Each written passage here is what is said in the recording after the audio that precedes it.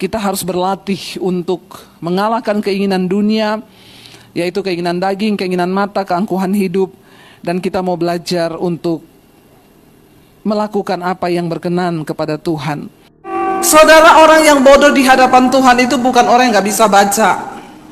Orang yang bodoh di hadapan Tuhan itu bukan orang yang tidak sekolah.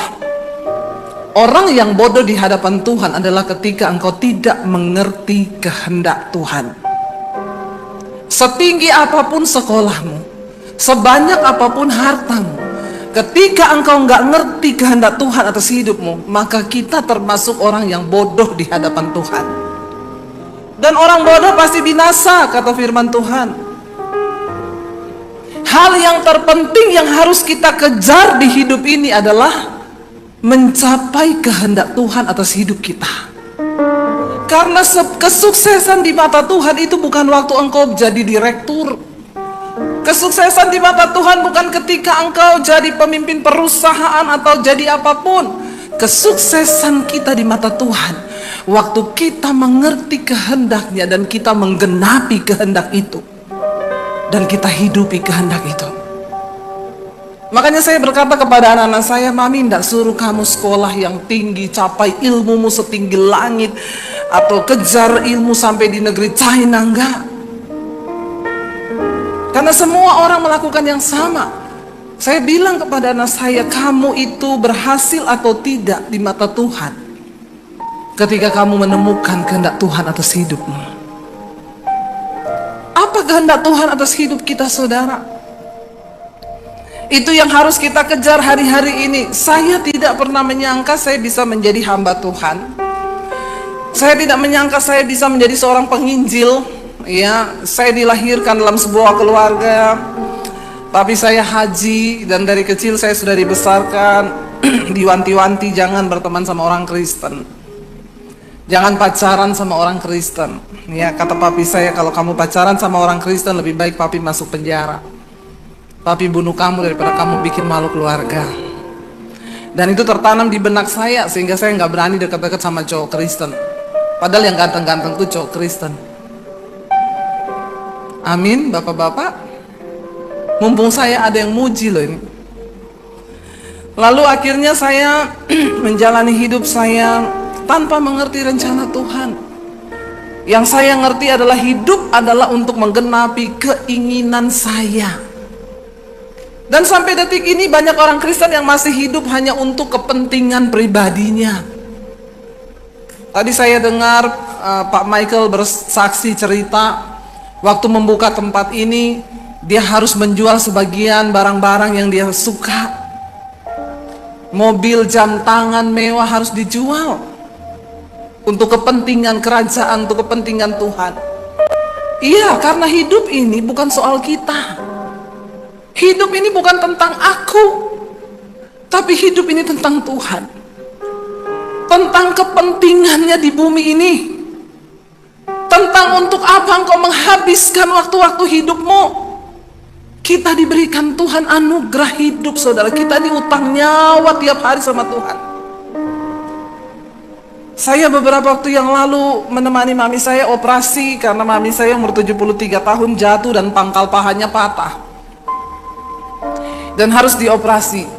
Jadinya saya temenin mami saya di rumah sakit khusus bedah patah tulang. Itu kayak neraka di bumi itu rumah sakit. Orang yang masuk teriak di situ, isinya tangis satu. Aduh. Pokoknya kesakitan. Nanti lewat yang kakinya buntung di depan saya, lewat yang baru kecelakaan. Ya, saya temenin mami saya waktu selesai obat biusnya bekerja. Dia menangis kesakitan, saudara, menahan rasa sakit setelah habis operasi itu. Di situ saya merenung gitu ya. Seringkali kita waktu diberi sehat, kita tuh lupa bersyukur. Betapa, saudara, kesehatan itu, engkau dalam keadaan baik itu sudah puji Tuhan, haleluya 12 kali. Saya temenin mami saya, dia menangis kesakitan, saya juga ikut menangis ya, membayangkan bagaimana rasa sakit. Tapi di situ saya belajar, iya Tuhan ya, seringkali kita nih cuma karena masalah sepele kita bersungut. Kita lupa bahwa maaf saudara, hari ini engkau masih bisa buang air kecil, itu anugerah. Maaf, engkau bisa buang air besar, itu anugerah. Pernahkah saudara bangun pagi lalu engkau ke toilet dan ketika engkau buang air kecil engkau berkata terima kasih Tuhan? Karena ada begitu banyak orang di rumah sakit yang sampai hari ini nggak bisa buang air kecil dan mereka kesakitan, menangis. Bahkan saudara tadi saya sampaikan, kematian pun itu juga anugerah. Karena bagi sebagian orang banyak yang udah minta mati, nggak mati loh. Beberapa orang telepon saya, Bu Debbie doakan saya biar mati. Bu, kenapa? Saya sakit. Dokter tidak menemukan sakit saya, tapi tiap hari Bu tulang saya kayak ditusuk-tusuk pisau, rasanya sakit luar biasa. Beberapa kali saya pikir saya mau bunuh diri, mau terjun dari apartemen saya. Tapi saya tidak mau binasa Bu, tapi saya sudah tidak kuat menahan rasa sakit ini Ibu. Saya udah siap mati Bu, doakan Bu supaya saya mati. Saya bilang kematian itu adalah kedaulatan Tuhan. Bersyukur, saya mau bersyukur, tapi saya sedang gak kuat sakit ini. Bahkan kematian pun adalah anugerah Tuhan. Gak ada yang perlu kita takutkan di hidup ini. Bagiku hidup adalah Kristus, mati adalah sebuah keuntungan. Bagaimana cara kita memandang dunia itu sangat penting saudara. Yesus berkata mata adalah pelita tubuh. Jika matamu gelap, maka gelap seluruh tubuhmu. Cara pandangmu terhadap dunia ini itu menentukan kehidupanmu sekarang. Kalau engkau memandang dunia adalah segala-galanya, dunia ini adalah tempat mencari kekayaan, mengumpulkan sebanyak-banyaknya, maaf, engkau kehilangan kerajaan Allah. Tapi kalau engkau memandang dunia ini adalah tempat persinggahan sementara, dunia adalah tempat kesempatan di mana kita membagi hidup kita agar kerajaan Allah itu dinyatakan. Itulah yang terbaik saudara. Saya dulu orang yang tidak mengerti kehendak Tuhan. Bahkan ketika saya berjumpa Tuhan Yesus tahun 95, ketika saya mau bunuh diri, Tuhan jamah saya. Saat itu paradigma saya berubah, cara berpikir saya berubah, semuanya diubahkan Tuhan. Makanya saya mau bilang saudara, tidak penting masa lalumu bagi Tuhan. Tuhan gak pernah tertarik dengan masa lalumu, tapi dia tertarik dengan masa depanmu. Jangan pernah sesali masa lalumu, jadikan masa lalu sebagai pengalaman yang membuat kita lebih berharga, lebih bijaksana. Dan lihat ke depan, Tuhan tidak bisa mengubah masa lalumu karena itu sudah terjadi. Tapi dia sanggup mengubah masa depanmu. Seburuk apapun masa lalumu, Tuhan sanggup mengubah masa depanmu menjadi masa depan yang penuh dengan harapan. Karena dia mengasihi saudara dan saya.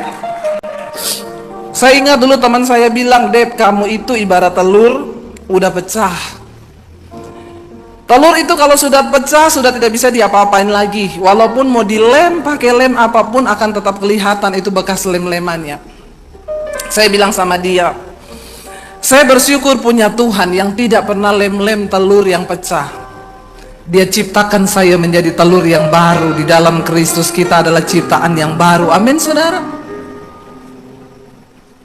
Ketika saya akhirnya mengenal Kristus, mengenal kehendaknya, saya mulai berdoa. Saya ingat dulu ketika akhirnya saya diusir dari keluarga saya, ketika saya disuruh memilih Yesus atau keluarga, dan saya pilih Yesus. Berapa banyak di sini yang sudah pernah mendengar kesaksian saya? Oh, sudah banyak juga ya, puji Tuhan. Yang belum, tolong subscribe channel YouTube saya, Debbie Basir TV. Jangan lupa like, komen, dan share. Saudara, akhirnya saya mulai bertanya pada Tuhan, kemana Tuhan mau bawa saya? Waktu saya diusir dari rumah saya tinggal di satu kos-kosan di kota Palu. Saya dari Poso, saya tinggal di kos-kosan di kota Palu. Saya ingat ya, setiap hari kerjaan saya kalau anak kos sudah pergi, saya cuci baju mereka, saya nyapu, saya ngepel, saya nyetrika. Itu tidak pernah saya lakukan ketika saya belum kenal Yesus. Sebelum saya kenal Yesus, saya ini pelatih senam aerobik. Saudara mau percaya atau tidak terserah, karena melihat badan saya yang sudah semakin mengembang ke kanan dan ke kiri. Tapi saya dulu pernah kurus, sumpah. Biasa aja gitu ya. Dan dulu saya hidup dengan kesombongan saya, tapi ketika saya terima Yesus, saya harus menjalani proses yang begitu berat. Semakin sombong hidupmu, semakin berat prosesmu loh. Jadi makanya nggak usah sombong-sombong, biasa aja, careless, amin. Supaya prosesnya tidak berat. Benar, dihancurkan, diremukkan, mau dipersiapkan saudara menjadi bejana itu tidak mudah. Bahkan ketika bejana itu tidak sesuai dengan kehendak yang membuatnya, kita akan diremukkan lagi. Dan waktu diremukkan tuh tidak gampang. Banyak orang bilang gini, enak banget ya Bu Debbie Basjir ya, sekarang YouTube-nya sudah ratusan ribu begitu. Wah, luar biasa. Saya baru mengalami promosi Tuhan ini baru 1 tahun ini. Saudara tanya prosesnya berapa lama? Puluhan tahun. Mau nggak dimuliakan? Mau diproses nggak? Itu satu paket, tidak pernah akan ada kemuliaan tanpa salib. Jadi kalau saudara mau dimuliakan, maka saudara harus siap diproses. Alkitab berkata, berbahagialah orang yang bertahan dalam penderitaan. Berbahagialah jika engkau jatuh ke dalam berbagai-bagai pencobaan, karena engkau tahu bahwa tujuan terhadap imanmu itu mendatangkan ketekunan, ujian terhadap iman. Tapi yang namanya orang Kristen mana mau diproses, maunya dimuliakan. Sesat. Tidak ada kemuliaan tanpa proses. Enggak akan pernah saudara lihat itu. Ya, kita bisa cepat naik ke puncak sukses, tetapi hanya karakter yang bisa membuat kita bertahan di atasnya. Dan ingat, Tuhan tertarik dengan karakter kita yang dibentuk. Makanya tadi saya sampaikan, maaf saudara, setan tidak pernah takut dengan orang Kristen masuk keluar gereja. Setan gak pernah takut waktu bangku-bangku gereja penuh. Setan bilang gak apa-apa, mereka satu level sama kita. Karena di kitab Yakobus dikatakan, engkau percaya hanya ada satu Allah saja, itu baik. Tapi setan juga percayakan hal itu dan setan gemetar. Jadi kalau level iman kita cuma sampai dipercaya, maka kita dengan setan itu sama imannya. Apa yang membedakan? Kita melakukan firman dan setan tidak akan pernah mungkin mau melakukan firman. Mari kita bertumbuh saudara. Saya itu diiringi musik begini jadi syahdu khotbah saya. Padahal biasanya saya tidak begini loh. Jadi melo ya. Mau nangis gak bisa, mau ketawa juga susah. Mari kita tepuk tangan buat dia. Ya, jadi saudara, ayat ini berkata, sebab itu jangan kamu bodoh, tetapi usahakanlah supaya kamu mengerti kehendak Tuhan. Bagaimana supaya kita bisa mengerti kehendak Tuhan? Ayat 15 di atas tadi berkata, karena itu perhatikanlah dengan seksama bagaimana kamu hidup. Ayo kita perhatikan hari-hari ini bagaimana kita hidup. Setiap kita bangun pagi, apa yang kita kerjakan? Yang tiap pagi bangun dengar misbah syukur Debbie Basjir TV siapa? Oh haleluya, puji Tuhan. Nanti ambil sepeda di belakang. Nggak tahu sepedanya siapa, ambil aja. Saudara, saya melihat di masa pandemi ini tidak 100% pandemi ini buruk. Percayalah, ada orang-orang yang melihat janji Tuhan di masa-masa ini. Ini adalah masa pemurnian. Alkitab berkata, aku akan menggoncangkan satu kali lagi. Ungkapan satu kali lagi mengacu pada sesuatu yang masih bisa tergoncang. Kalau kita masih bisa tergoncang, akan satu kali lagi digoncang. Ketika pandemi itu, saya bahkan ngomong ke anak saya, waktu pertama dulu bulan Maret, semua jadwal cancel kan. Bu, jadwal setahun udah penuh. Bu, maaf ya, kita cancel dulu. Sampai kapan? Nggak tahu. Kebetulan anak saya mau masuk kuliah, saya bilang sama anak saya, Dek, kamu mau kuliah, kayaknya mami nggak punya duit, jadi di pandemi ini nggak usah kuliah dulu. Kuliah itu tidak menentukan masuk surga dan tidak, anakku. Padahal itu saya menghibur diri. Ya. Jadi daripada mami utang, nggak usah dulu ya nak ya, ini juga pandemi begini, takutnya pas kowe lulus pas kiamat. Itu pembenaran diri saudara. Dia bilang iya mam. Saya bilang ke suami saya, bahkan kita nggak tahu apa yang akan terjadi. Tapi misalnya pun kita kehilangan rumah ini, kita harus siap loh. Seringkali orang-orang lulus dalam hal waktu dia berkekurangan, tapi banyak orang tidak lulus ketika dia sudah memiliki dan Tuhan minta apa yang dia miliki itu. Itu lebih sakit lagi. Tapi saya bilang dan suami saya, kita siap Tuhan kalau kita harus kehilangan rumah. Karena siapa yang tahu apa yang akan terjadi ke depan bulan Maret yang tahun lalu. Begitu mencekam, semuanya begitu mencekam. Tapi Alkitab berkata apapun keadaan di sekelilingmu, perhatikan dengan seksama bagaimana kamu hidup. Orang yang mengandalkan Tuhan, orang yang menanti-nantikan Tuhan akan mendapat kekuatan yang baru. Mereka seperti Raja Wali yang naik terbang tinggi, tidak menjadi lelah dan tidak menjadi lesu orang-orang yang berharap kepada Tuhan. Itu janji firman-Nya, dan kalau Tuhan yang berjanji dia pasti menggenapi. Pertanyaan saya sekarang, maukah kita hidup bergaul dan takut akan Tuhan? Ketika Tuhan memusnahkan bumi dengan air bah, siapa yang dia biarkan hidup dan bertahan? Diberkati Nuh dan seisi rumahnya. Selalu setiap ada kejadian, ada orang-orang yang disisakan hidup oleh Tuhan. Untuk apa? Ini adalah orang-orang yang terpilih untuk menggenapi rencana Tuhan di dunia ini. Kalau Tuhan belum selesai dengan hidupmu, engkau tidak akan mati saudara. Tapi kalau dia sudah selesai, ya sudah, siap-siap saja. Tidak usah tunggu kena corona, kepleset di kamar mandi bisa mati. Tidak usah kepleset.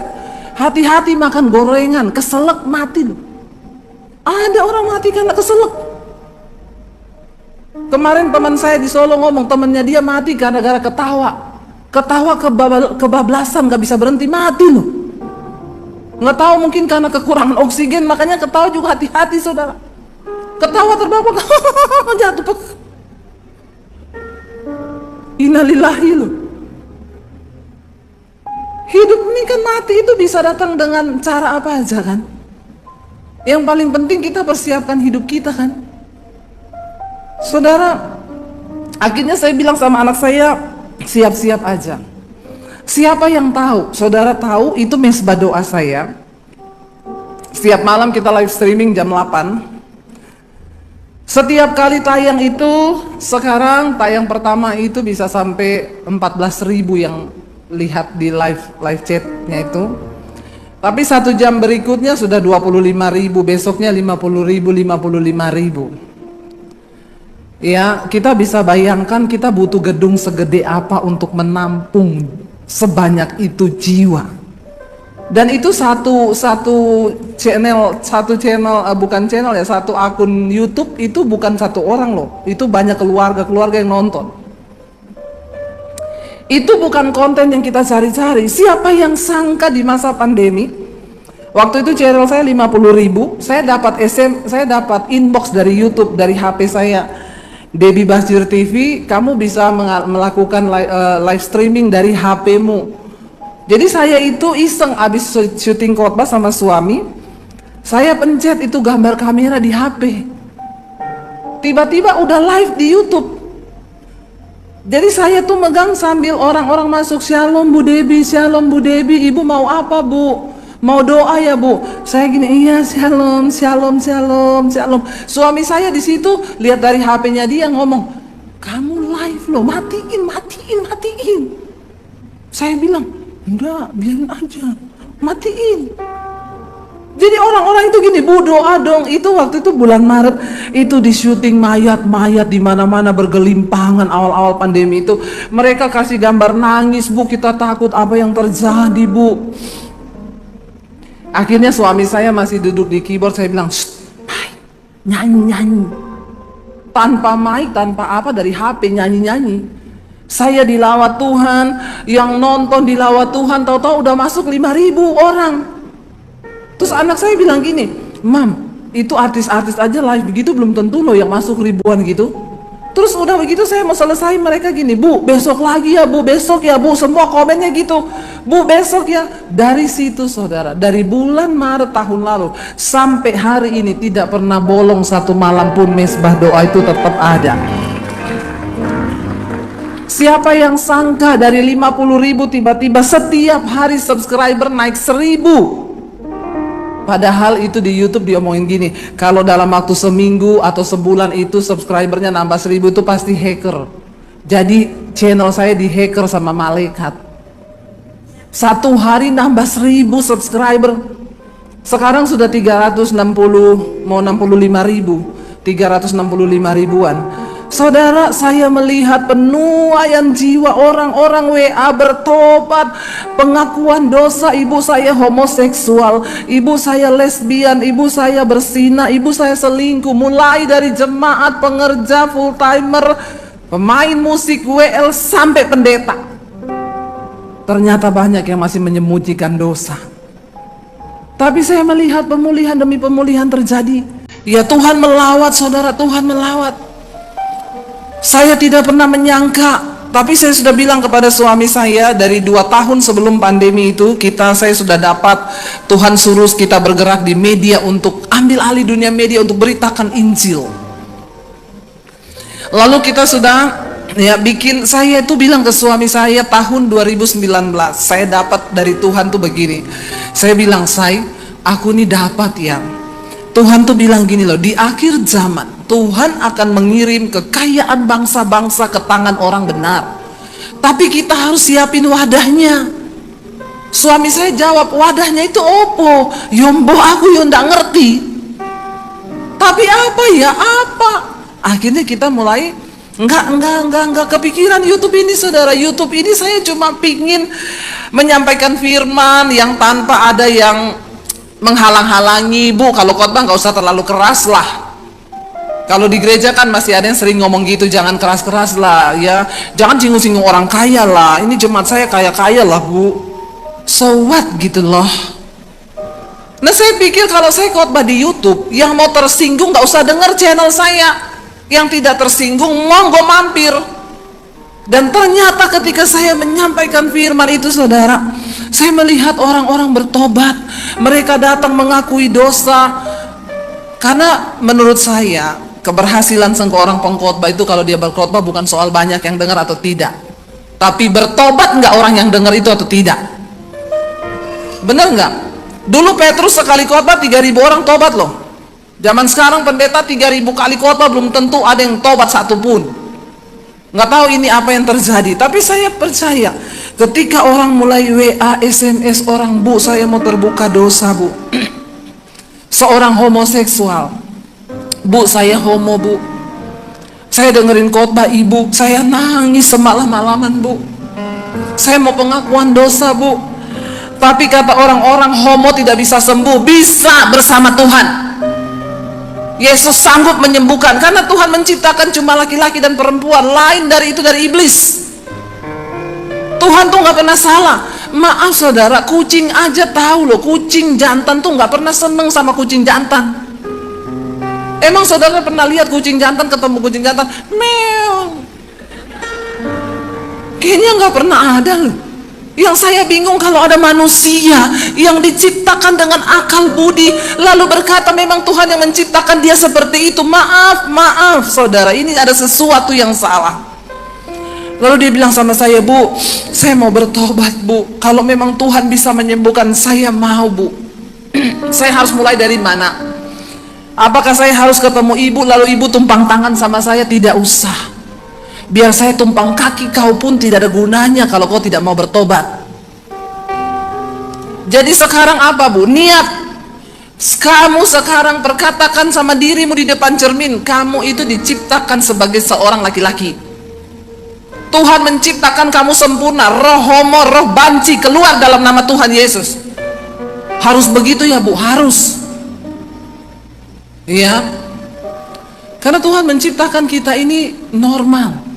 Saya pernah satu kali saudara, ada jemaat bapak-bapak, Bu Debi Shalom. Dulu saya suka nonton khotbah ibu, sekarang tidak. Kenapa?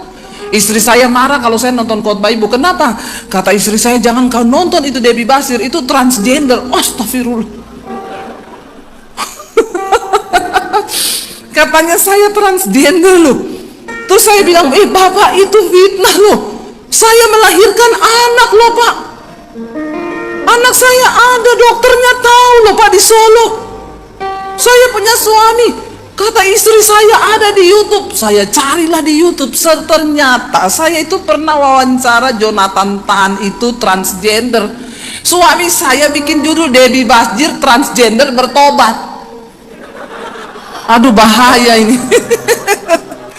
Ya, lah dia nggak buka dulu, nggak nonton, langsung komen saudara. Makanya jangan menilai buku itu hanya dari covernya saja. Baca dulu isinya. Jadi saya bilang kamu bisa bertobat. Lalu dia mulai perkatakan saudara. Dia mulai perkatakan dan akhirnya dia bersaksi sama saya, Bu, sekarang saya sudah lepas. Saya jijik dengan semua perbuatan saya, Bu. Sekarang saya melihat itu dosa dan saya benci dengan dosa itu, Bu. Saya mau bertobat. Tuhan ubahkan loh. Banyak orang yang disembuhkan. Pertanyaannya, kita mau nggak menelanjangi dosa itu? Kita mau nggak memperhatikan dengan seksama bagaimana kamu hidup di hadapan Tuhan? Tuhan tuh sanggup memberikan berkat loh. Firman ini berkata, janganlah seperti orang bebal, tetapi seperti orang arif. Apa itu orang bebal? Orang yang ngerti kebenaran tapi dia nggak mau melakukan. Saudara, saya berdoa supaya kita semua bukan menjadi orang bebal tapi menjadi orang arif. Waktu hidup kita ini tidak lama. Mari kita mau sungguh-sungguh, biar kita mau dipakai Tuhan. Ya, di waktu-waktu kita yang sisa ini kita mau menyerahkan hidup kita, dan Tuhan bilang di sini, bagaimana cara supaya kita tidak menjadi orang yang bodoh? Pergunakanlah waktu yang ada, karena hari-hari ini adalah jahat. Hari-hari ini adalah jahat. Karena itu pergunakan waktu kita. Coba saudara renungkan, mulai dari bangun pagi sampai malam, apa yang kita lakukan? Mari pergunakan waktu-waktu kita. Ya, mari kita lebih mendekatkan diri lagi dengan Tuhan. Mari kita mencintai hukum-hukum Tuhan, mencintai kebenaran Tuhan. Karena bahkan untuk bernafas pun kita ini membutuhkan anugerah dari Tuhan. Saya berdoa supaya setiap saudara di tempat ini yang mendengarkan khotbah ini malam ini, bahkan saudara juga yang menyaksikan live streaming di YouTube, ayo kita bertobat. Di dalam rumah tangga jadilah suami-suami yang menjadi imam yang benar, yang membawa istri dan anakmu kepada takut akan Tuhan.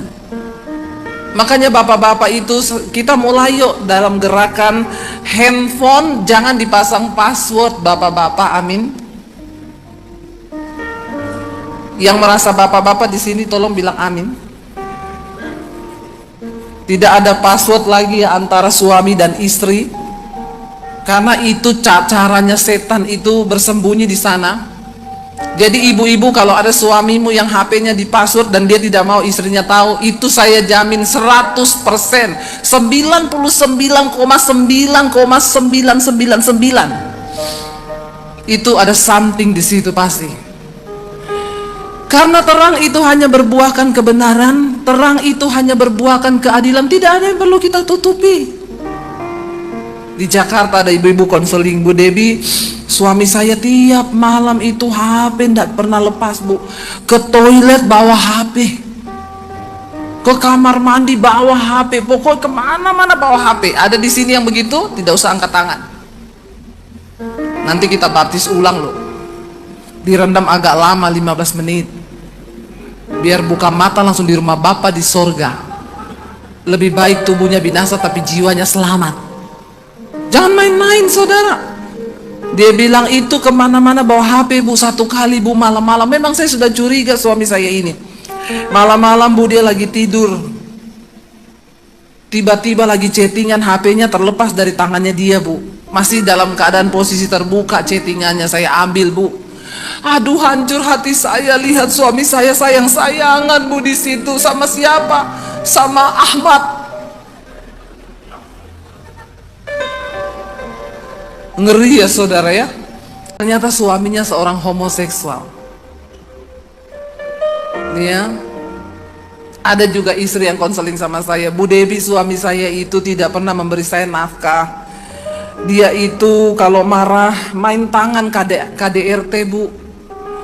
Sampai akhirnya saya kepahitan sama suami saya dan saya berselingkuh di kantor dengan teman kerja saya. 7 tahun saya bilang tidak ketahuan suami. Enggak, Bu.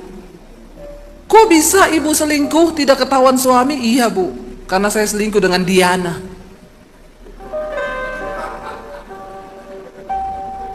Jadi pasangan lesbi, saudara, jangan tertawa loh, ini dosa loh. Amin. Mengasihi Tuhan dengan segenap hati, jiwa, kekuatan, dan akal budi. Lalu ada yang tanya, loh Bu, kalau saya bersinah, emang saya bisa masuk surga? Orang yang mengasihi Tuhan dengan segenap hati tidak akan mungkin bersinah, karena dia tahu bahwa itu menyakiti hati Tuhan. Kuncinya ada di sini. Kita tidak akan pernah bisa mengasihi orang lain kalau kita tidak belajar mengasihi Tuhan. Kenapa kita bisa mengasihi musuh? Karena kita mengasihi Tuhan. Tidak mungkin orang yang mengasihi Tuhan akan kepahitan sama orang lama, itu tidak mungkin. Karena di hatinya ada cinta akan Tuhan. Dia nggak akan sanggup membenci orang, itu pasti Tuhan nangis di hatinya. Lalu dia akan bertobat, ampuni aku Tuhan, aku mengasihi Tuhan orang itu. Walaupun sakit. Makanya Yesus bilang, ya kasihi dulu Tuhan Allahmu dengan segenap hati, jiwa, pikiran, kekuatan, akal budimu. Baru engkau bisa mengasihi sesamamu manusia seperti dirimu sendiri. Saya mau tanya saudara, mengasihi orang lain, sesama kita, seperti kita mengasihi diri kita itu susah atau susah? Kita mengasihi diri kita enggak? Sangat. Kita semua pasti pengen yang terbaik buat diri kita toh. Nggak ada yang mau rugi kan, kita rawat diri kita nih. Kita cintai diri kita. Bahkan ada suami yang lebih mencintai dirinya daripada istrinya. Ya, itu sudah di mana-mana begitu. Ada istri yang sangat mencintai dirinya daripada suaminya. Nggak usah bicara yang banyak-banyak. Saya mau tanya, siapa di sini ibu-ibu yang sampai hari ini masih layani suamimu di meja makan, ambilin nasi, kau duduk di meja makan, temani suamimu untuk makan, kau masakin dia? Ada yang begitu di sini? Angkat tangan. Cuma 5 orang. Ya. Kalau ada suamimu jangan kau angkat tangan, karena suamimu tahu itu kau bohong atau tidak. Puji Tuhan, saya sampai hari ini masih melakukan itu. Walaupun saya nggak makan, kalau suami saya ke dapur mau makan, saya ke dapur, saya ambil piring, saya siapin makanannya, saya duduk temenin dia di meja. Kita nggak usah bicara yang terlalu wow-wow, saudara. Bagaimana kita mengasihi pasangan kita? Ya, kita mulai dari situ dulu, karena kalau dari sini yang inti kita nggak bisa, omong kosong di luar itu kita bisa. Kita mulai dari dalam dulu. Bagaimana kita mengasihi? Ya, kalau berantem suami istri jangan lama-lama. Kalau kau mengasihi Tuhan, kau tidak akan mungkin lama tidak bicara dengan suamimu, dengan istrimu, karena di hatimu tuh tidak akan damai. Tuhan akan bicara, hatimu nggak beres loh, cepat berberes, cepat bertobat, cepat. Itu orang yang mengasihi Tuhan. Tapi kan sekarang banyak orang Kristen pencitraan. Iya toh? Mari kita bertobat saudara. Lalu Yesus itu bilang begini. Waktu orang itu bilang, begitu Yesus bilang, jawab Yesus kepadanya, jawabanmu itu benar. Karena memang itu tertulis dalam hukum Taurat. Perbuatlah demikian, maka engkau akan hidup loh. Hidup. Belajar kasih Tuhan dengan segenap hati, baru kita bisa kasih manusia. Maka kamu akan hidup. Banyak orang hidup tapi mati. Nggak damai, nggak sukacita. Kenapa? Karena hubunganmu sama Tuhan rusak. Karena itu hubunganmu dengan sesama juga rusak. Ada banyak orang nggak cocok dengan orang. Ya, kesana nggak cocok, kesini nggak cocok. Yang bermasalah bukan orang, kau yang bermasalah. Kau dengan Tuhan rusak. Orang kalau hidupnya hubungannya dengan Tuhan rusak, hubungannya dengan sesama pasti rusak. Dengan suami, dengan istri, dengan anak itu akan rusak terus, saudara. Kita bicara pasangan suami istri dulu. Nggak mungkin ya, coba kita koreksi diri hari ini. Kalau hubungan kita dengan Tuhan baik, maka hubungan kita dengan sesama kita baik. Walaupun orang perlakukan kita tidak baik, kita akan tetap punya hati yang baik. Karena hubungan kita dengan Tuhan baik. Kita mengasihi Tuhan dengan segenap hati. Lalu orang itu tetap masih nggak mau terima. Dia tanya begitu sama Yesus karena dia mau membela diri. Tapi untuk membenarkan dirinya, ahli Taurat itu berkata kepada Yesus, siapakah sesamaku manusia? Kan Tuhan bilang kasihilah sesamamu manusia seperti dirimu sendiri. Dia tanya, siapa itu? Ada kriteria nggak? Itu saudara kandungku ke, atau saudara manaku ke, atau orang yang baik sama saya, atau siapa yang harus saya kasih seperti saya mengasihi diri saya sendiri? Yesus jawab dengan sebuah perumpamaan, saudara. Yesus bilang begini. Jawab Yesus adalah seorang yang turun dari Yerusalem ke Yeriko.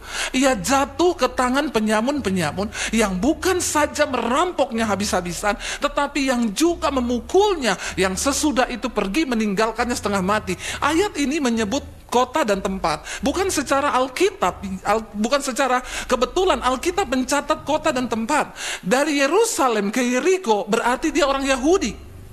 Karena yang tinggal di Yerusalem itu orang Yahudi. Dia sedang berjalan dari Yerusalem ke Yeriko, dirampok, bukan cuma dirampok, dirampas semuanya, dia dipukul dan ditinggalkan di tengah jalan sekarat hampir mati. Lalu ayat berikutnya berkata begini, saudara. Kebetulan ada seorang imam turun melalui jalan itu dari arah yang sama, Yerusalem. Ia melihat orang itu, tetapi ia melewatinya dari seberang jalan. Siapa imam? Ini adalah orang Yahudi.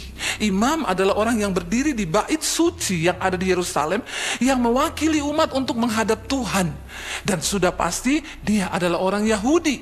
Tapi dia lihat gini, ada orang Yahudi mau mati tuh, pura-pura nggak tahu daripada kena masalah juga, dilewati, tidak dibikin apa-apa. Lalu Yesus bilang lagi begini, ayat yang berikutnya. Demikian juga lewat lagi seorang siapa? Lewi. Siapa Lewi? Lewi adalah keturunan imam. Imam tidak boleh diangkat selain dari orang Lewi. Ini juga orang Yahudi asli. Dia melihat orang itu, saudara, sama-sama Yahudi lagi dia lihat. Pura-pura cuek, nggak usah ikut-ikutan deh dengan masalah orang, daripada saya juga kena masalah, pura-pura nggak tahu aja. Dilihat nih orang sekarat mau mati, tidak ditolong. Sebangsa, sesuku orang Yahudi. Lalu ayat yang berikutnya berkata begini, saudara. Lalu datang siapa? Seorang Samaria yang sedang dalam perjalanan ke tempat itu, dan ketika ia melihat orang itu, tergeraklah hatinya oleh belas kasihan. Dia punya kasih. Lalu apa yang dia lakukan kepada orang ini, saudara? Ia pergi kepadanya, dia balut luka-lukanya, dan sesudah itu ia menyiramnya dengan minyak dan anggur. Anggur itu mengandung alkohol supaya nggak infeksi. Dikasih minyak zaitun supaya lukanya sembuh. Kemudian ia naikin orang itu ke atas keledainya yang dia tunggangi. Dia naik keledai. Lalu saudara, dia bawa orang itu ke penginapan untuk merawatnya. Dan ketika dia sampai di penginapan, dikatakan di sana, saudara, keesokan harinya, berarti dia ikut nginep di penginapan itu untuk rawat orang ini. Tapi mungkin karena dia ada pekerjaan, dia menyerahkan uang 2 dinar kepada pemilik penginapan itu, dan dia bilang, rawat orang ini, kalau engkau keluarkan uang lebih dari 2 dinar ini, aku akan menggantinya. Kalau aku sudah kembali dari tugas perjalananku, aku akan mampir ke sini lagi, tak tuker, tak ganti semua pengeluarannya.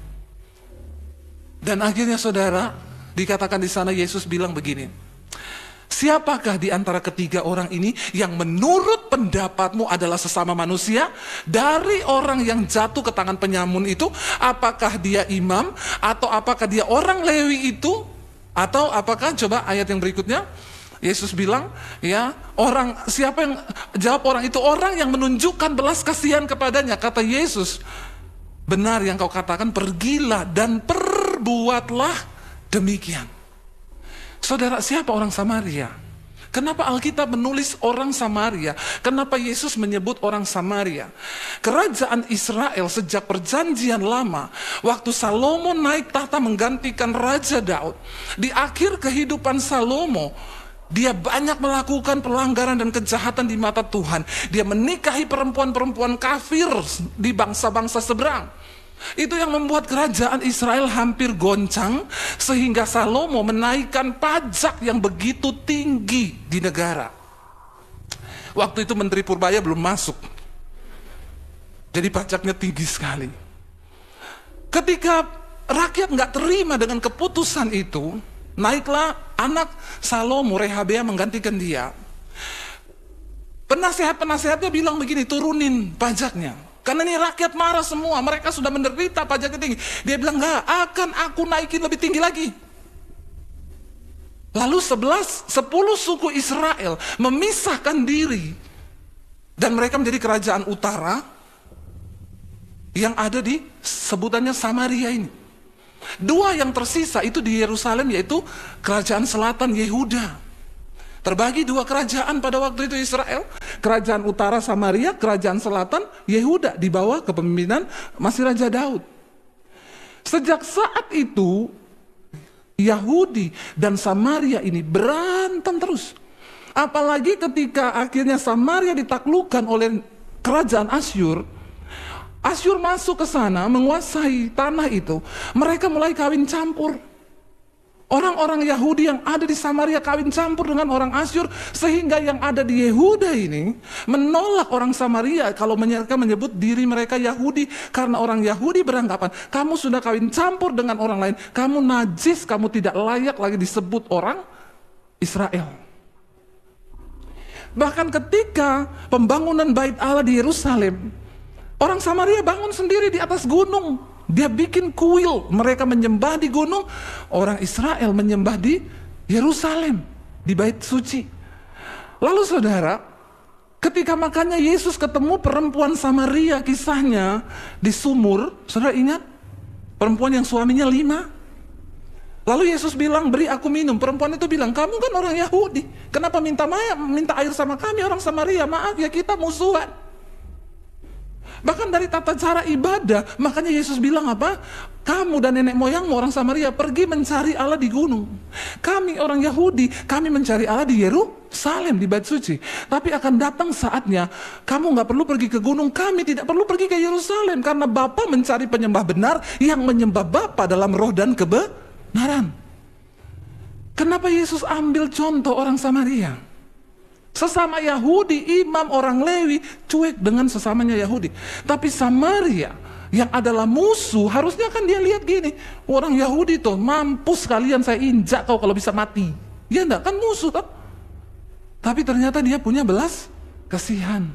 Dia tolong, dia angkat, dia taruh di atas keledainya, dia bawa ke penginapan. Lalu Yesus tanya, menurutmu siapa sesamamu manusia? Orang Samaria ini.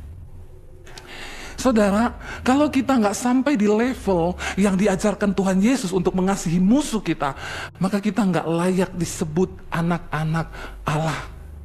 Dan itu berat loh. Kita nggak perlu bergaul dengan orang jahat sama kita, nggak perlu. Tapi jangan kau benci. Tanggalkan kebencianmu, sakit hatimu, kekecewaanmu, dan doakan mereka. Jangan kepahitan terus. Jangan kita simpan kekecewaan terus, kita marah terus, hidup kita gak akan pernah bahagia saudara ketika kita pahit sama orang. Lepaskan pengampunan. Ya, walaupun kita nggak bergaul, tapi hati kita tuh sudah beres. Jangan terus, lihat saja ya, aku sih berdoa buat dia ya, tak doakan, semoga Tuhan balas 7 kali lebih jahat kau, sial hidupmu, pekerjaanmu bangkrut. Banyak loh orang Kristen begitu. Ada bapak-bapak udah mau mati saudara. Udah mau mati, saya tanya, bapak kepahitan sama siapa? Ada orang yang bapak pahitin, ada bu, anak saya bu. Saya pahit sama anak saya, makanya saya bilang, kita ini orang Kristen, kita nggak usah bicara musuh yang di luar sana, di dalam rumah ini loh. Yang terjadi sekarang ini, ayah kepahitan sama anak kepahitan sama orang tua, mertua kepahitan sama mantu kepahitan sama mertua. Ini nih, kita lingkaran setannya di situ. Dan bagi kita kadang kita pikir itu biasa. Padahal kalau kita nggak melakukan firman Tuhan, kita ini nggak layak loh saudara. Kita harus belajar ya. Ada ibu-ibu konseling sama saya sekarang nggak mau bu, disuruh suami saya pegang uang belanja, nggak mau saya. Kami berantem tiap hari gara-gara uang belanja. Katanya, terus suami saya dia pikir kalau dia sudah kasih saya duit, itu sudah segalanya. Kalau akhir bulan saya bilang, Pak udah habis loh uang belanja. Marah-marah dia, kau bikin apa saja tuh uang, kenapa gak cukup? Akhirnya saya bilang sama suami saya, kamu yang pegang uang belanja, nanti kalau saya butuh baru saya minta. Jadi tanggal 1 dia bilang sama suami, ini waktunya belanja bulanan, kau pergi ke supermarket, beli ini catatannya. Suaminya pergi, pulang dia bilang, mahal sekali ya sekarang bahan-bahannya. Ternyata mahal ya, beli beras untuk 1 bulan segini, minyak gini ini. Suami istrinya bilang, iya pak, nanti tanggal minggu depan kamu bayar listrik, bayar sekolah anak, bayar ini, habis dong. Iya. Dan bener, 2 minggu suaminya udah mengeluh, kenapa uangnya udah habis? Istrinya bilang, itu yang selama ini aku alami. Lalu suaminya bilang, tapi saya baru 2 minggu loh, kamu kok bisa sampai akhir bulan? Kok kalau kamu pegang ada mujizat? Ya, kalau istri pegang ada mujizat uang. Ya, baru dia kapok. Dia bilang, ternyata apa-apa mal. Istrinya bilang, makanya selama ini itu kita ribut terus masalah itu karena kamu tidak tahu memang keadaan seperti sekarang memang begitu. Saudara, kalau kita ini nggak pinter menjaga hati, mengelola hati, kenapa firman Tuhan itu diberi? Karena Tuhan udah tahu hidup kita ini bakalan sulit ke depan. Makanya firman Tuhan ini jadikan patokan. Sehebat apapun kita marah sama suami, sama istri, sama anak, jangan kepahitan. Itu biasa diproses dalam sebuah rumah tangga, itu biasa. Yang nggak biasa itu kalau sampai kita pahit lalu nggak bicara ya sampai kapanpun. Jangan, saudara. Ayo kita punya jiwa yang sehat. Kalau berantem, ribut, boleh. Kita ini namanya juga manusia ya. Tapi habis itu udah, jangan lama-lama ayo kita berdoa loh. Berdoa ya, ayo kita minta yang mendatangkan damai sejahtera. Karena firman Tuhan bilang, di mana orang hidup rukun bersama, kesitulah berkat Tuhan itu diperintahkan. Kau mau usahamu diberkati? Kau mau pekerjaanmu diberkati? Kau mau perusahaanmu diberkati? Hidup rukun bersama. Amin, Bapak Ibu. Ya, istri-istri tanya, ibu yang paling ibu pahitin siapa? Suami, Bu. Banyak itu. Banyak, ya. Ternyata istri-istri yang hidup menyimpan kepahitan sama suami itu banyak. Tapi di sini tidak ada. Insya Allah. Ya, suami-suami juga banyak kecewa sama istri. Kenapa kita nggak berusaha untuk berdamai, untuk lebih terbuka? Ayolah saudara, kita sudah sampai juga di sini. Pernikahan toh kita yang pilih, jodohnya kita juga yang pilih. Kenapa kita nggak pilih untuk berbahagia saja? Kita selesaikan semuanya, kita duduk bersama, gandeng tangan, tiap hari berpelukan. Amin, Bapak Ibu.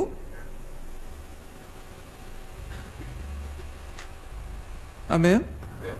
Jangan amin toh di sini, pulang lakukan. Tanggalkan egomu. Ya, pelukan di rumah tiap hari. Saling mendoakan, terima kasih Tuhan buat suamiku, terima kasih Tuhan buat istriku, aku berdoa Tuhan. Ya, saya dan suami setiap hari begitu, saudara. Itu yang kami lakukan dan Tuhan memberkati.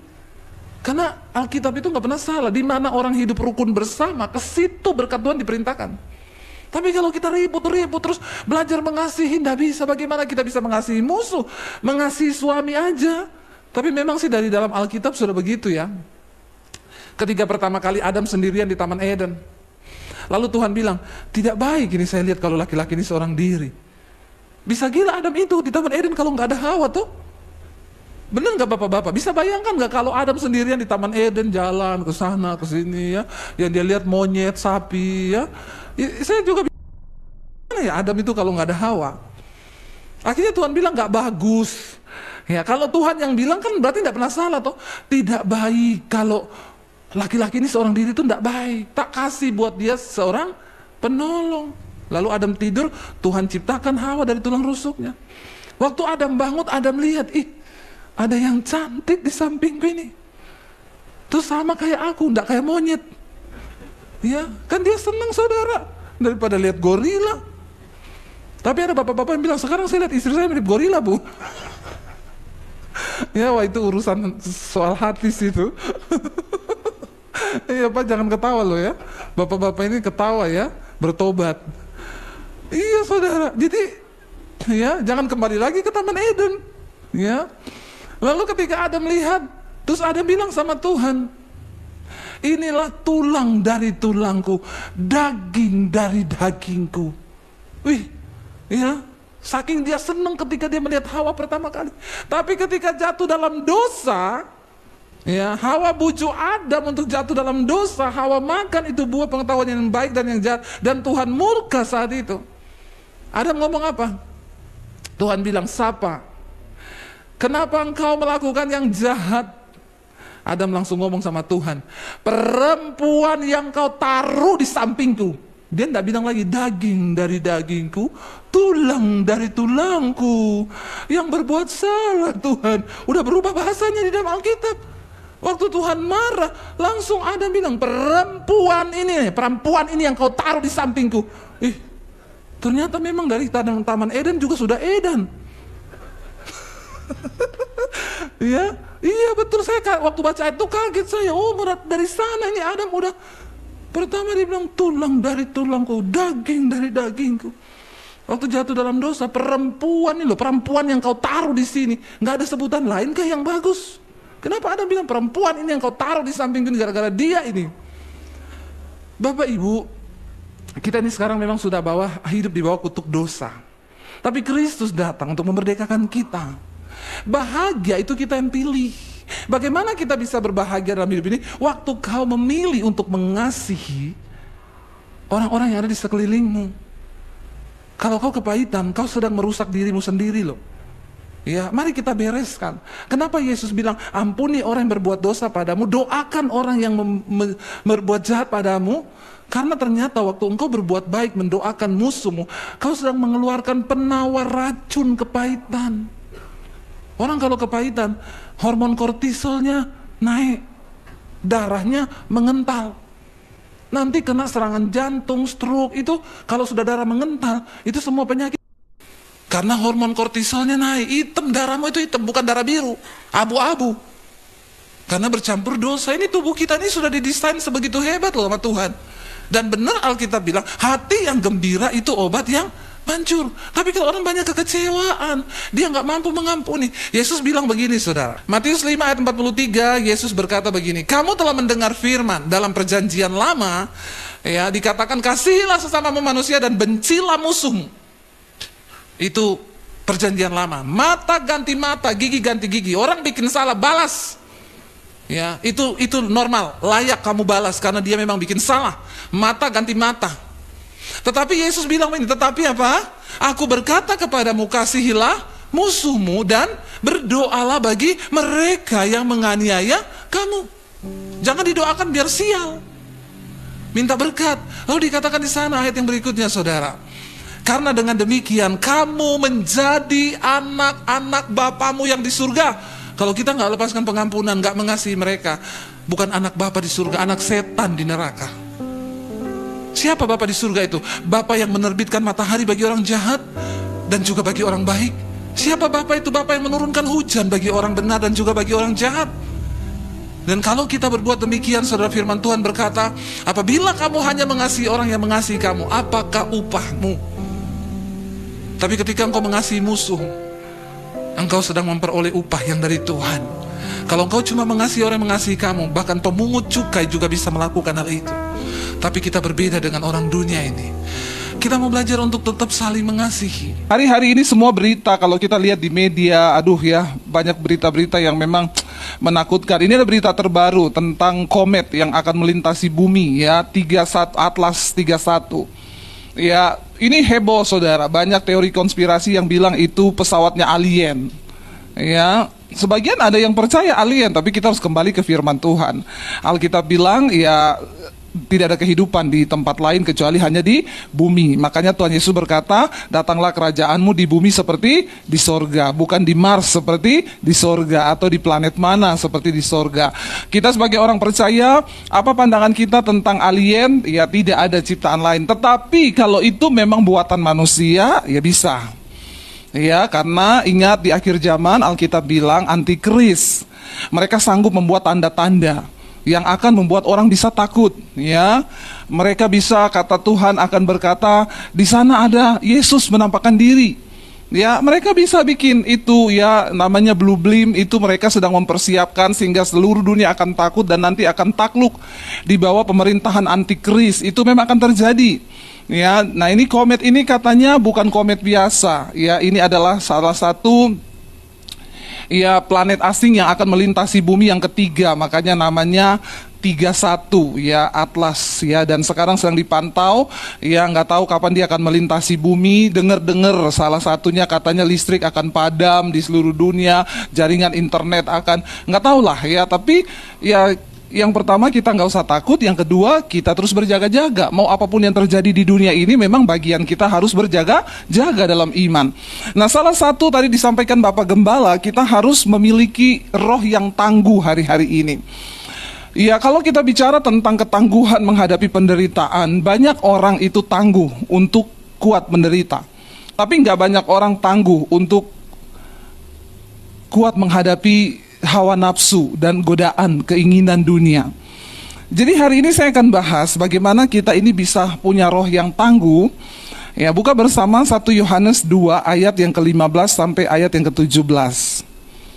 Hari-hari ini Tuhan terus bicara di hati saya untuk mengingatkan jemaat, mempersiapkan diri untuk kedatangan Tuhan kali yang kedua. Sebab kita ada di hari-hari yang terakhir. Saudara percaya atau tidak percaya, yaitu pilihan saudara. Tapi bagian saya sebagai hamba Tuhan, apa yang Tuhan suruh sampaikan itu harus kita sampaikan. 1 Yohanes pasal 2 ayat 15 sampai 17, kita baca bersama 1, 2, 3. Janganlah kamu mengasihi dunia dan apa yang ada di dalamnya. Jikalau orang mengasihi dunia, maka kasih akan Bapa tidak ada di dalam orang itu. Sebab semua yang ada di dalam dunia, yaitu keinginan daging, keinginan mata, serta keangkuhan hidup, bukanlah berasal dari Bapa, melainkan dari dunia. Dan dunia ini sedang lenyap dengan keinginannya. Tetapi orang yang melakukan kehendak Allah tetap hidup selama-lamanya. Apa yang perlu kita takutkan? Alkitab menjamin orang yang melakukan kehendak Allah akan tetap hidup sampai selama-lamanya. Sebab dunia ini dan apa yang ada di dalamnya itu sedang lenyap. Apa yang Alkitab katakan tentang dunia? Memang satu saat dunia ini akan lenyap. Amin. Bilang kanan kirimu, satu saat dunia ini akan lenyap loh. Entah ditabrak oleh asteroid, entah ditabrak oleh komet, entah apapun. Karena 2 Petrus pasal yang ketiga berkata, pada hari Tuhan datang, ya, dunia ini akan lenyap dalam nyala api yang begitu hebat. Dan semua yang ada di tata surya ini akan terbakar. Itu yang Alkitab bilang. Ya, bahwa memang dunia ini akan lenyap. Kita harus taruh itu di otak kita, jangan berpikir kita ini akan hidup terus selamanya di dunia ini, saudara. Makanya persiapkan hidup kita. Persiapkan baik-baik hidupmu, jangan ada yang tidak mempersiapkan diri. Amin, saudara. Ya, bangun imanmu. Sungguh-sungguh cari Tuhan. Ya, datang ke gereja itu jangan cuma karena rutinitas. Ke gereja pun banyak otaknya nih melayang di mana-mana. Pandangannya kosong. Saya bisa lihat dari sini orang-orang yang pandangannya kosong ini. Ya, saudara pikir saya nggak tahu Anda otaknya lagi di mana? Saya bisa tahu dari sini lewat tatapan mata saudara. Makanya tolong tatap mata saya, biar saudara konsen dengar firman. Amin. Ya, ada saudara orang tuh dengar firman tapi otaknya nggak di firman, lagi di mana tuh nggak tahu. Coba tarik dulu otaknya dalam nama Yesus, balik, bilang begitu. Ya, supaya saudara rugi loh. Waktumu tuh cuma 2 jam. Kalau engkau kasih waktu setiap hari Minggu ke gereja 2 jam nggak pernah apa. 1 tahun cuma 4 hari kau beri makan rohmu. Mati atau hidup itu roh? Kalau cuma 4 hari dikasih makan, mati? Kering, tandus, tidak berbuah hidupmu. Ya, banyak orang bangga ke gereja seminggu sekali. Dia kira udah cukup. Ya, padahal dalam setahun 365 hari. Kalau kau rajin ke gereja tiap minggu nggak bolos, 1 tahun 4 hari itu. Terus yang 364 harinya kemana? 361 harinya kemana? Kira-kira rohmu hidup apa mati itu? Ya, mati selagi hidup. Nggak ada pengharapan. Saudara dengar baik-baik, saya mau ngomong. Persiapkan hidupmu. Persiapkan hidupmu, imanmu persiapkan. Karena dunia ini tidak akan selamanya ada. Alkitab bilang dunia ini akan lenyap. Ini kebenaran firman Tuhan. Ya, ini kebenaran firman Tuhan. Kita harus dengar dan pegang. Dikatakan begini, bagaimana cara supaya kita bisa mempersiapkan diri punya roh yang tangguh hari-hari ini? Janganlah kamu mengasihi dunia dan apa yang ada di dalamnya. Sebab kalau orang mengasihi dunia, maka kasih akan Bapa tidak ada di dalam orang itu. Cari uang harus. Karena kita hidup butuh uang. Ya, memang uang tidak dibawa mati. Karena orang mati tidak butuh uang. Yang butuh uang orang hidup. Tapi uang bukan segala-galanya. Walaupun segalanya butuh uang. Bingung kan sudah? Baru dengar satu statement aja udah bingung saudara. Apalagi kalau otaknya nggak di sini, lebih nggak bingung lagi ya. Betul saudara ya. Uang itu tidak dibawa mati ya. Tapi jangan bilang nggak ada uang bawaannya. Nah itu bertobat. Ya, Kita butuh uang, makanya selama hidup kita harus bekerja. Tapi kita bekerja itu pun, ya, untuk apa kita bekerja? Untuk memenuhi kebutuhan hidup dan untuk melakukan kehendak Bapa, saudara. Ya, untuk melakukan kehendak Bapa. Dikatakan karena kalau kamu mengasihi dunia, maka kasih akan Bapa itu nggak ada dalam diri orang itu. Ternyata orang yang mengasihi Bapa itu nggak bisa dinilai dari dia di gereja terus, dia pelayanan, wah dia statusnya rohani, nggak bisa dilihat dari itu. Kalau dia mencintai dunia dan segala yang ada di dalamnya, maka kasih akan Bapa nggak ada dalam diri orang itu. Karena banyak orang rajin pelayanan, ke gereja rajin, tapi pelit. Nggak usah angkat tangan. Ya, dalam hati saja. Ya, pelit, mencintai apa yang ada di dunia ini. Nah, apa yang ada dalam dunia, Alkitab itu selalu kalau kasih peringatan, dia kasih jawaban. Ya, makanya harus rajin baca Alkitab. Alkitab itu bukan firman yang ngambang. Lalu kita bertanya, lah bagaimana Bu caranya kita ini tidak mengasihi dunia itu? Saya tuh bingung sih, apa sih yang ada di dunia ini yang kita nggak boleh, supaya kita nggak binasa, supaya kita nggak ada kasih akan Bapa. Dia jawab di ayat yang di bawahnya, sebab, lihat ayat yang berikutnya, sebab semua yang ada di dalam dunia, yang ada dalam dunia itu cuma 3 hal. Ya, catat baik-baik. Ini yang Alkitab bilang kita nggak boleh lakukan. Yang pertama adalah keinginan daging, yang kedua keinginan mata, yang ketiga, nah ini. Kalau orang hidup mengikuti 3 hal ini, maka kasih akan Bapa nggak ada dalam diri orang itu. Jauhi 3 hal ini. Yang pertama keinginan daging. Saudara, kita semua ini hidup di dalam daging. Tapi di dalam kita ada roh Tuhan. Makanya roh ini harus kuat. Kalau roh kita tidak kuat, maka yang kuat daging. Satu-satunya yang bisa membuat hidup kita binasa dan terpisah dari Tuhan, yaitu keinginan daging. Galatia pasal yang kelima itu menjabarkan apa sih keinginan daging itu. Nanti pulang saudara baca Galatia pasal 5. Sebab keinginan daging itu telah nyata: percabulan, kenajisan, hawa nafsu, nafsu jahat, iri hati, kebencian, dendam, amarah, pertikaian, roh percederaan, pemecah belah, dan rupa-rupa kejahatan ada di dalam daging. Dan barang siapa yang hidup melakukan semua hal itu, dia tidak mendapat bagian di dalam kerajaan Kristus. Katakan amin. Jadi saudara, kalau engkau mengasihi Tuhan dan memiliki roh yang tangguh hari-hari ini, yang pertama, jauhi keinginan daging. Apa itu? Percabulan, kenajisan. Jangan selingkuh. Ya, jangan berbuat apa yang cabul. Ya, persinahan, perselingkuhan, amarah, kebencian, dendam. Ya, itu semua dalam daging kita. Dan barang siapa melakukan hal-hal ini, dia tidak mendapat bagian dalam kerajaan Allah. Mendapat bagian aja kagak, apalagi masuk. Jadi menurut saudara, kira-kira banyak nggak orang Kristen yang nggak masuk surga? Banyak toh? Banyak. Yang ke gereja tapi selingkuh, yang ke gereja tapi melakukan percabulan, yang ke gereja tapi kepahitan, tidak bisa mengampuni, amarah, kebencian, dendam, pertikaian, sukanya ribut, bertikai terus. Ya, hari-hari ini memang suasananya lagi panas, makanya banyak artis yang cerai.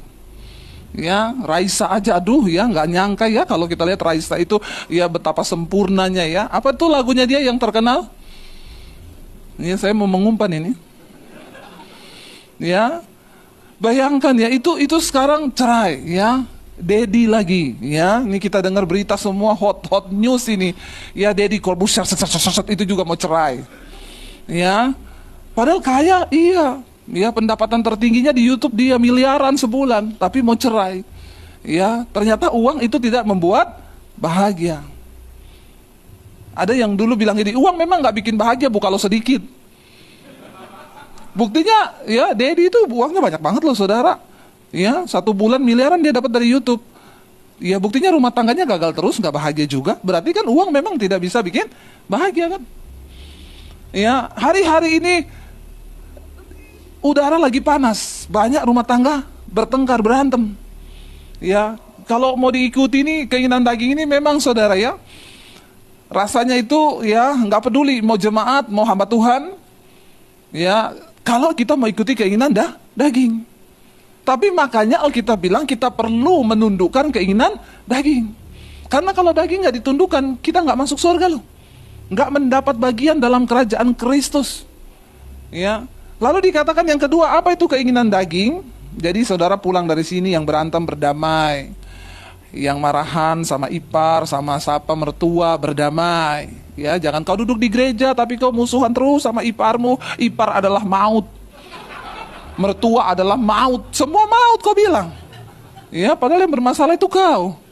Sama-sama orang bermusuhan, jangan saudara ya, berdamai selagi masih ada waktu. Ya, keinginan daging itu harus kita salibkan.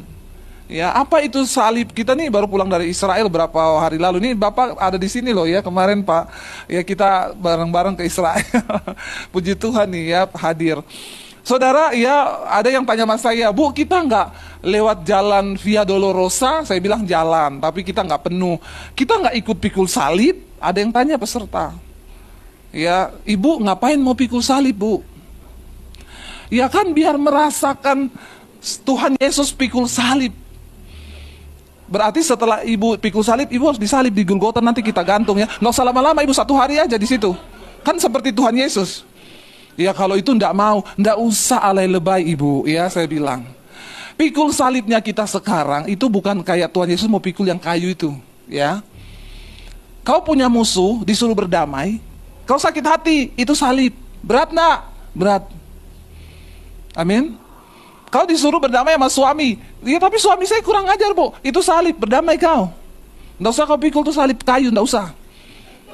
Ya, kau pulang ke rumah saja, ya.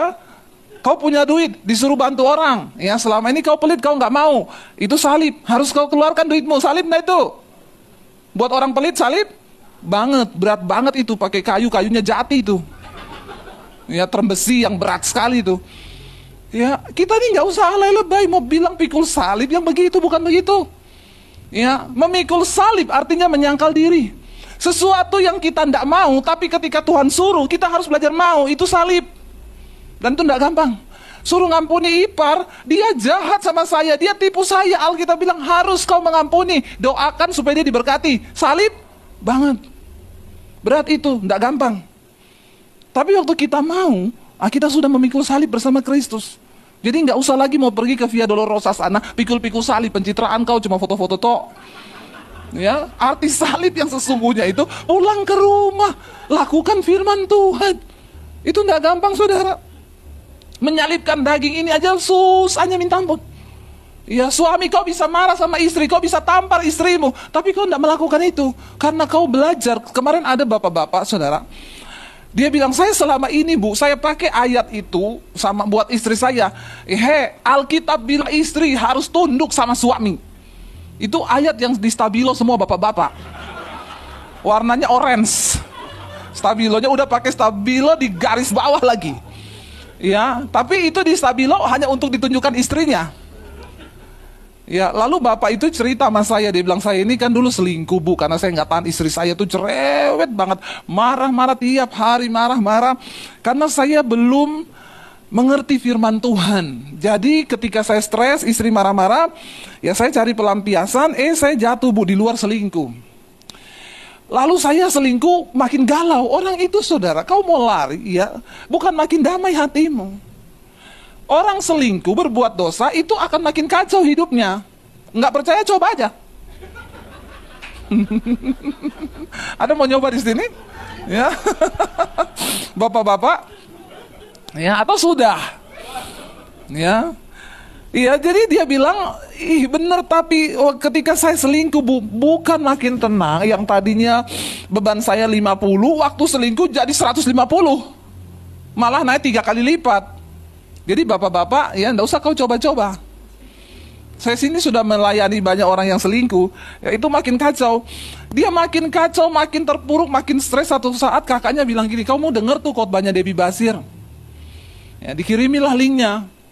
Pertama dia buka, dia bilang, pendeta perempuan, ya modelnya gini lagi, dia abaikan saudara. Satu kali di saat dia stres banget, kakaknya kirimin lagi, ini loh dengerin khotbahnya. Dia iseng karena ya wes daripada nggak tahu mau ngapain, ya udahlah cobalah cari Tuhan. Dia klik saudara. Ketika dia klik, dia bilang, waduh saya dijamah Tuhan hari itu dengan khotbah ibu, saya nangis, ya bercucuran air mata. Singkat cerita, khotbah-khotbah ibu tuh membawa saya akhirnya pengen bertobat kembali sama Tuhan. Lalu saya mulai berdoa, Tuhan, kembalikan aku ke jalan yang benar. Saya mau tobat, saya mau berhenti selingkuh. Dia bilang, ketika beberapa kali saya berdoa begitu Bu, Tuhan jawabnya gimana Bu? Istri saya nemu chattingan saya dengan selingkuhan saya. Dia bilang begini, Tuhan saya sih berdoa memang mau bertobat, tapi bukan dengan cara begini. Saya bilang Tuhan tuh paling tahu cara yang terbaik.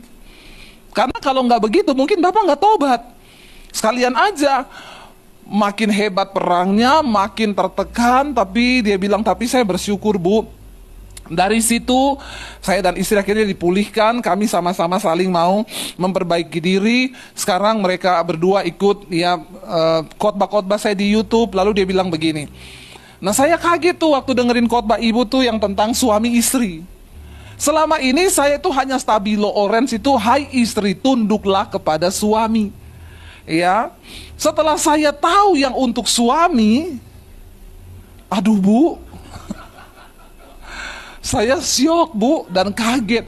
Ternyata yang untuk suami dikatakan, hai suami-suami, kasihilah istrimu seperti Kristus mengasihi jemaatnya dan memberikan nyawanya untuk jemaat. Berat enggak Bapak-bapak? Halo Bapak-bapak? Ya? Waduh, saya pikir selama ini itu sudah paling top itu, hai istri tunduklah sama suami.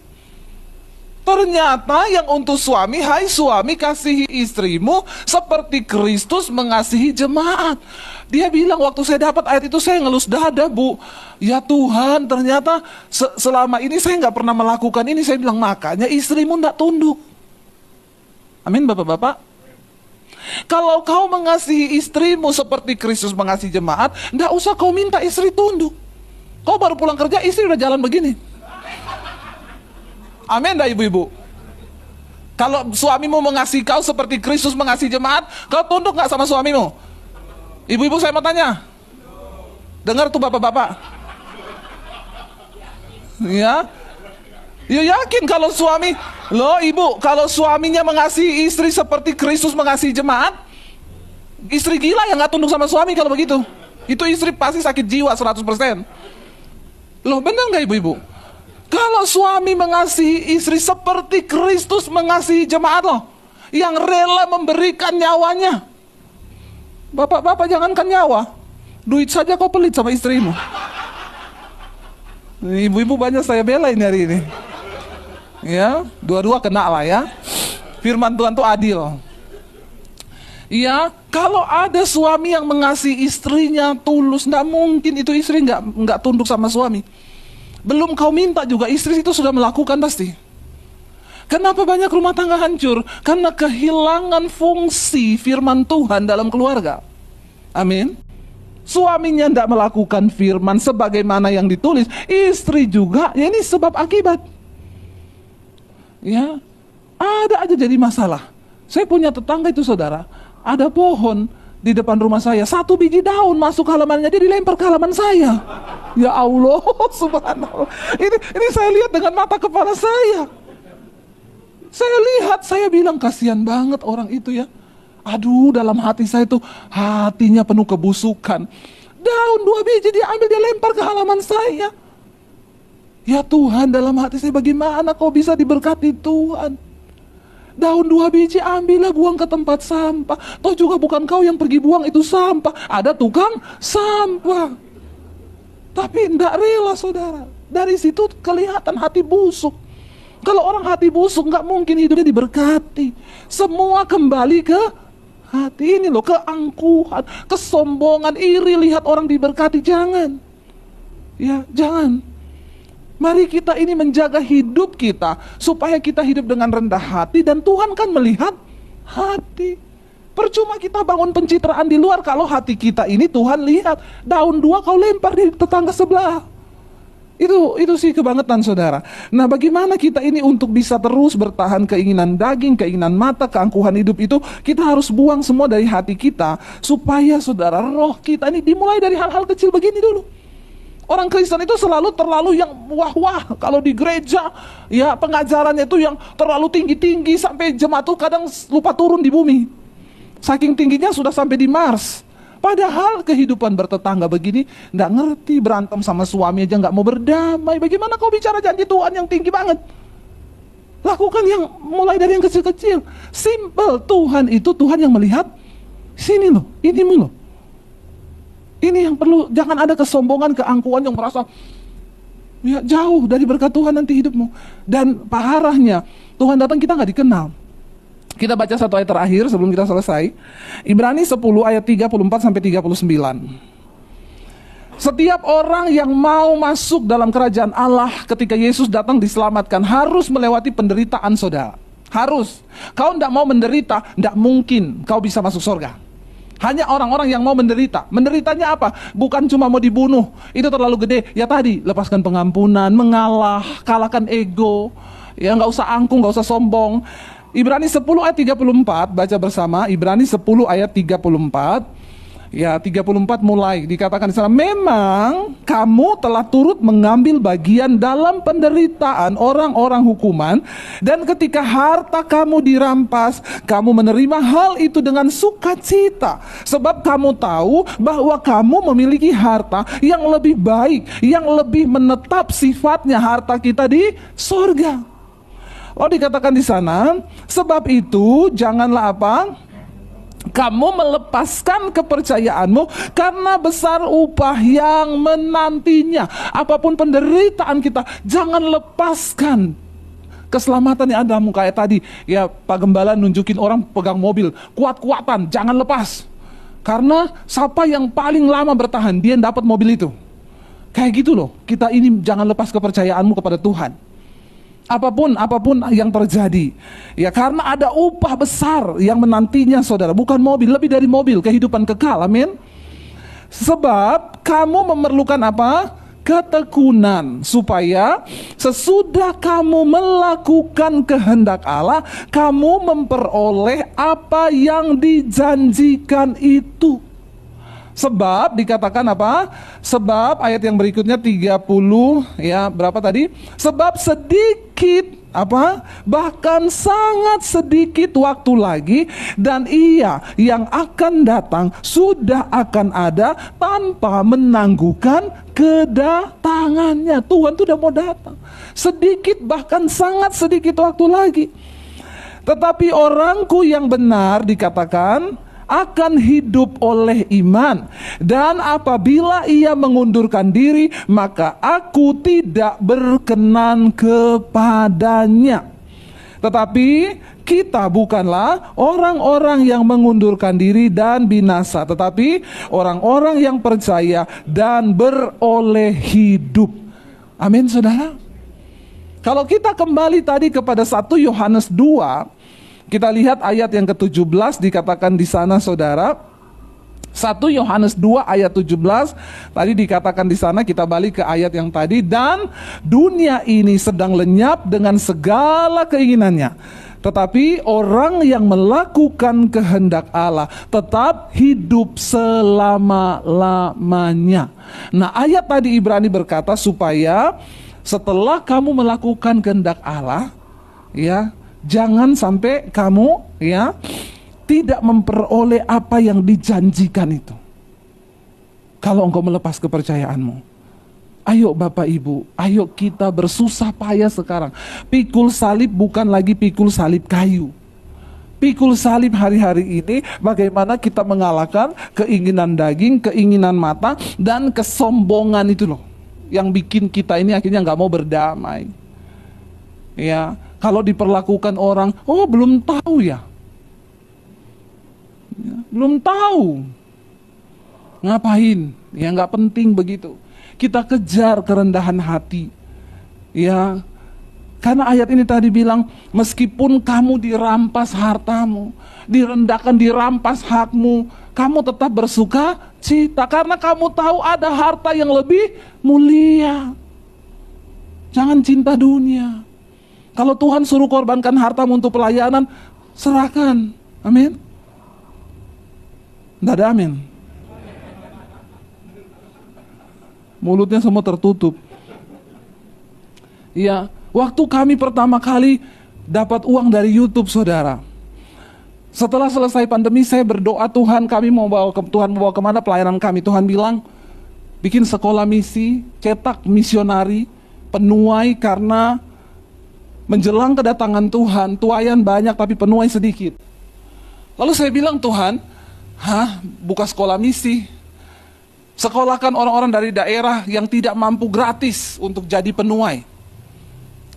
Saya coba cerita sama teman saya bilang itu proyek rugi loh. Dan jujur hari itu kami ditantang sama Tuhan. Kami mulai dapat penghasilan dari YouTube. Saya ingat banget, saudara. Saat itu Tuhan tantang kami untuk taruh pembangunan awal itu 2 miliar. Bagi kami uang 2M itu gede loh. Buat Bapak Ibu gede atau sedikit? Sedikit ya. Soalnya punyanya ratusan M ya.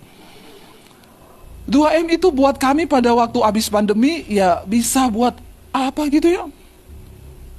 Beli mobil ya atau apa kek. Tapi di awal Tuhan tantang kami begitu. Saya bilang sama suami, kita berani ya? Ya kalau Tuhan yang suruh, ayo. Akhirnya sekolah dibangun dalam waktu 6 bulan. Ya, waktu dicatat-catat pembangunannya habis sekitar 4M. Saya bilang sama suami, apa mundur aja ya? Uangnya kita taruh 2M, pembangunannya 4M. Ya uang dari mana? Tapi saya bilang sama suami, oh tenang aja, nantilah saya taruh di YouTube nomor rekening gampang, nanti saya umumin saudara, kita mau buka sekolah misi, mau bangun, silakan yang mau menabur, nomor rekeningnya di sini, QRIS-nya di sini, lalu muter-muter gitu ya. Gampang lah itu, pasti bisa ketutup. Waktu mau bikin begitu, suami tanya, nomor rekening mana yang mau dimasukin? Saya bilang, saya doa dulu deh. Waktu saya doa, Tuhan bilang begini, karena kami dari awal pelayanan di YouTube sudah berkomitmen tidak taruh nomor rekening di layar YouTube. Sampai hari ini. Karena berkat Tuhan tuh tidak usah direkayasa. Kalau Tuhan mau memberkati, bisa dari mana aja dia kasih kok. Nah waktu itu saya hampir tergoda. Suami saya bilang, taruh nomor mana nih di YouTube? Saya berdoa, Tuhan bilang, ya kalau kamu mau taruh, silakan aja taruh. Kamu bisa dapat uang, bahkan lebih dari yang kamu butuhkan. Tapi aku tidak ikut bekerja, kata Tuhan. Karena kamu sudah seperti Daud yang mencoba menghitung kekuatan pasukannya. Padahal Daud tahu kemenangan yang dia raih bukan karena kekuatan pasukannya, tapi karena kuasa Tuhan. Saya bilang sama suami, nggak jadi, saya jangan deh taruh. Buat apa kita bangun gedung besar, tapi Tuhan tidak ada di dalamnya. Ya, ternyata banyak sekarang begitu. Lalu saya dan suami sepakat, nggak usah kita jalan dengan iman. Dalam waktu 6 bulan selesai, saudara. Hari ini sudah angkatan keempat sekolah misi. Desember selesai, masuk angkatan kelima. Lumayan setiap angkatan hampir 30 anak. Dari Papua, dari Sulawesi. Lulusan-lulusan yang pertama sudah ada di pedalaman Kalimantan. Mereka jadi guru agama Kristen, jadi buka gereja di pedalaman. Ya, itu yang saya dapat kuat. Tuhan bilang, di akhir zaman tuaian banyak, tapi penuai sedikit. Saya berdoa saudara yang duduk di kursi ini, kau bukan cuma jadi jemaat, tapi kau jadi penuai. Lihat sekelilingmu tuh tuaianmu sudah menguning. Teman kantormu, siapapun, bawa dia ke Tuhan. Supaya mereka diselamatkan, namanya tercatat dalam kerajaan Allah. Amin. Ya, tapi kau juga dulu harus masuk lebih dulu. Kenapa orang Kristen gak jadi penuai? Karena dia aja belum dituai. Tapi udah duduk di gereja tiap minggu. Tapi namanya aja belum tercatat. Bagaimana dia bisa membawa orang? Makanya beresin hidupmu supaya kau jadi penuai. Ya, dan kami melihat saudara bagaimana Tuhan itu bekerja. Hari-hari ini Alkitab berkata, ayo kita jadi orang yang melakukan kehendak Bapa. Kita lahir bukan cuma untuk kerja, cari duit, bukan cuma hidup lalu mati. No, itu terlalu sederhana hidupmu, nggak berdampak apa-apa. Kita diciptakan Tuhan di hidup ini untuk melakukan kehendak Bapa. Dan kalau kita melakukan kehendak Allah, itu pasti berdampak buat banyak orang. Ya, hidup kita berdampak. Makanya dikatakan dunia ini sedang lenyap dengan semua keinginannya, tetapi orang yang melakukan kehendak Allah itu akan tetap hidup sampai selama-lamanya. Jadi tujuan hidup bukan kaya, tapi melakukan kehendak Bapa. Makanya waktu kau cari duit, Tuhan udah kasih duit, lalu duit itu disuruh Tuhan untuk melakukan kehendak Bapa, rela enggak? Nah, ini yang berat. Karena kalau orang cinta dunia, enggak bisa, saudara. Ya, tapi kita mesti rela. Hati kita itu jangan melekat pada apapun di dunia ini. Ibu-ibu yang beli berlian, silakan. Tapi kalau berliannya hilang, kau jangan nangis. Amin. Relakan. Itu berarti hatimu enggak di situ. Ya, tapi kalau kau nangis mencak-mencak kayak cecak, ya, itu berarti hatimu melekat tuh di situ.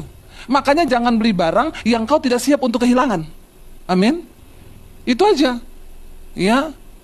Kau boleh beli mobil mahal, tapi siap untuk tergores. Kalau nggak tergores, kalau tergores kau marah-marah, itu berarti hatimu melekat di situ. Ya, tapi pastikan uangmu, tenagamu, hidupmu lebih banyak kau pergunakan untuk melakukan kehendak Bapa. Memang melakukan kehendak Bapa itu tidak enak, tapi itu yang terbaik buat hidup kita.